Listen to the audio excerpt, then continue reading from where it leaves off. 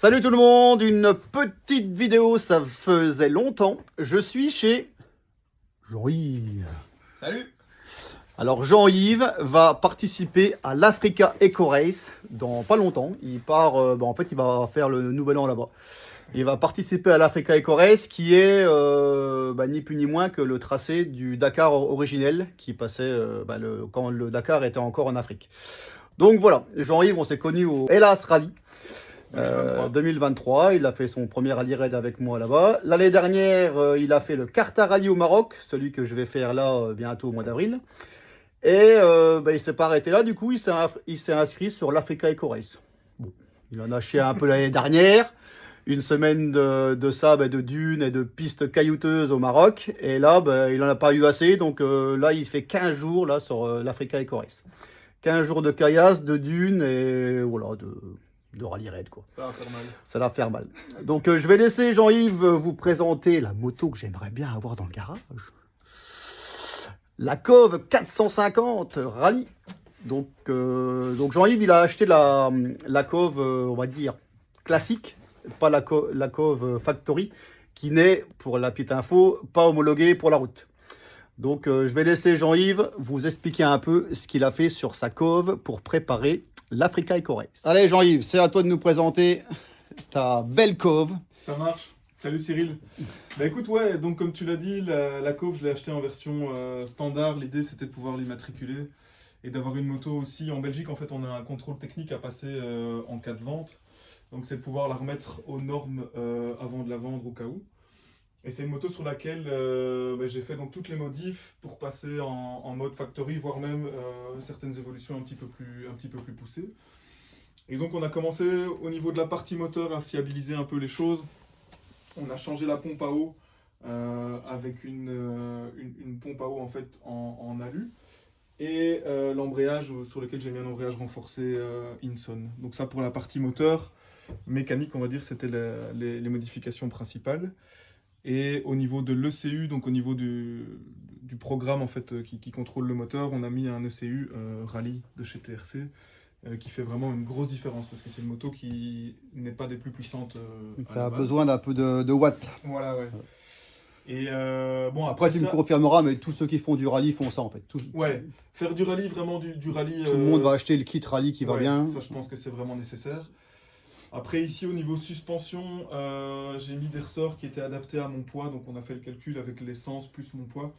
Et on a mis des ressorts un peu plus rigides à l'avant et à l'arrière et ça fait vraiment une grosse différence, c'est vraiment intéressant. Plus évidemment les pneus rallye, mais ça c'est normal. Et puis une des grosses modifications aussi, ça a été sur la partie navigation. Et donc là il a fallu trouver un petit peu en fonction des rallyes en fait, et des instruments qu'on nous donne, il a fallu trouver un peu une configuration.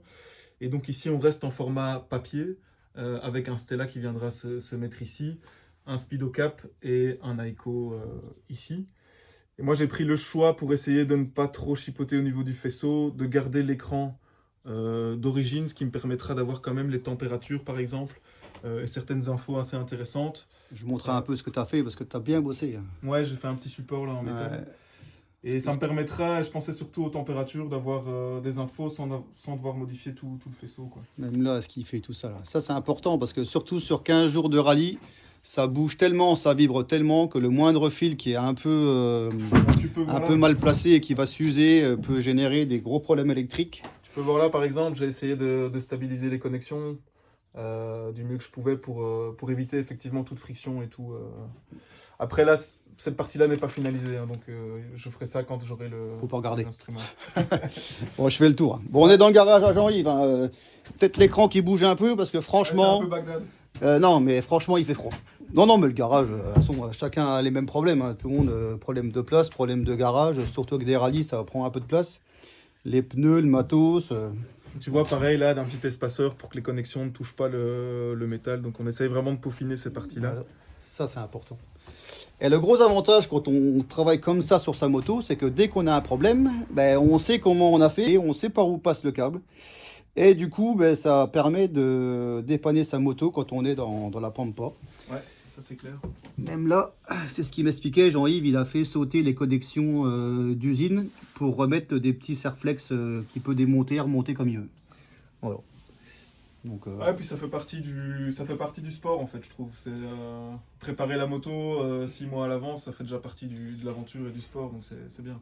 préparer la moto. Et le bonhomme. Et le bonhomme, ouais, ça on en reparlera ça. Parce que faut pas oublier que c'est du rallye et on est debout pendant 8-9 heures, ou 7-8 heures, ou moins, Ouais, suivant le niveau. moi c'est le plus plutôt. Mais voilà, ça demande quand même une préparation physique pour pouvoir tenir. Surtout là, il part pour 15 jours. Hein. Alors à savoir que l'Africa Eco Race, tu me confirmes, hein, mais c'est la deuxième course la plus longue comme le Dakar. Ouais, c'est ça. Effectivement, la deuxième course, Ah oui. en Ouais, termes de difficulté. je refais un petit travelling sur la moto. Ah, ça fait une belle machine. Donc la Cove, elle est vraiment en train de prendre une grosse place au niveau des motos, un peu aventure et rallye, parce que ouais, bon, il faut investir un peu de matériel dessus, mais la moto est prête, quoi. C'est une moto vendue pour être une moto de rallye. Ouais, puis du coup, là j'ai toutes les pièces d'origine, donc le jour où je la vends, je remets toutes les pièces d'origine pour qu'elle passe le contrôle technique. Et bah, de fait aussi, elle sera du coup, elle aura un petit coup de neuf, quoi. Voilà. Eh ben super. Eh ben Jean-Yves, Avec plaisir. on va te dire merde, hein. Ouais. On va te dire merde. Bon, après, le but, Il c'est va en d'arriver falloir. jusqu'au bout. Voilà, le but, c'est d'arriver au bout sans bobo, Ouais. sans trop subir. Et voilà quoi. On va suivre Jean-Yves à partir du mois de. Donc, c'est quand le début de la course? Ben, on démarre le 28 décembre et on arrive le 12 janvier. 28 décembre, 12 janvier. Ouais. Ok. Eh ben, on va regarder ça. L'Africa Eco Race, à savoir que. Je vais remettre ma tête un peu devant. À savoir que cette année, donc, il y aura Stéphane Pesser-Hansel qui ne sera pas au départ du Dakar. C'est la première fois en 26 ans qu'il ne sera pas au départ du Dakar. Et il remonte sur une moto. Et il sera à l'Africa Eco Race. Avec le Jean-Yves. Hein. Il sera à l'Africa Eco Race. Et après, il sera aussi au Carta Rally que je ferai en avril donc 2025. Ouais, c'est cool ça. Voilà. Ouais, effectivement, c'est cool. Ça va ramener un peu de monde sur les écrans. Allez, à plus Jean-Yves. Et bon Ciao. courage à toi. Bye bye. Merci.